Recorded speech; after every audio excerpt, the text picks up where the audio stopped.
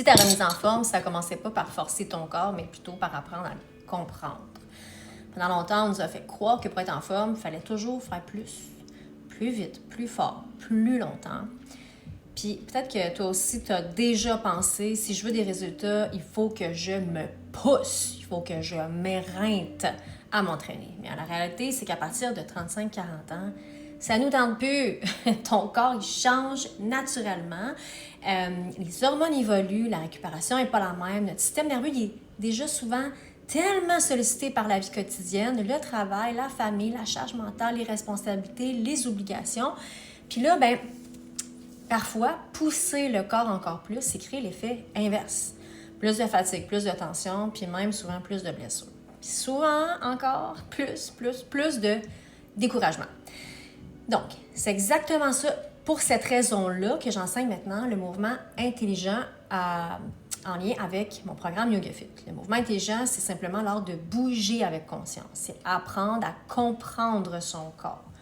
Comment il fonctionne, ce dont il a réellement besoin, puis comment développer de la force, de la souplesse, des ressources sans créer de tension inutile. C'est pas une approche qui est plus facile, c'est une approche qui est plus intelligente, puis surtout plus durable dans le temps. Quand on commence à bouger avec plus de conscience, il y a plusieurs choses qui vont changer. On développe plus de mobilité, une force plus profonde, puis surtout une meilleure connexion avec notre corps. Mais il y a encore quelque chose d'encore plus important qui se transforme. La relation avec l'entraînement et la relation avec soi. On ne bouge plus pour se punir, on ne bouge plus parce qu'on se juge, on se critique, on se méprise, on bouge parce qu'on s'aime, parce qu'on prend soin de soi. C'est exactement l'essence de YogaFit. Bouger avec force, avec souplesse, puis avec conscience. Pas pour performer, mais pour soutenir le corps dans toutes les phases de la vie. C'est quand ce mouvement-là il est répété dans le temps, il fait accumuler, il crée une transformation réelle, petit à petit, mais transformation énorme.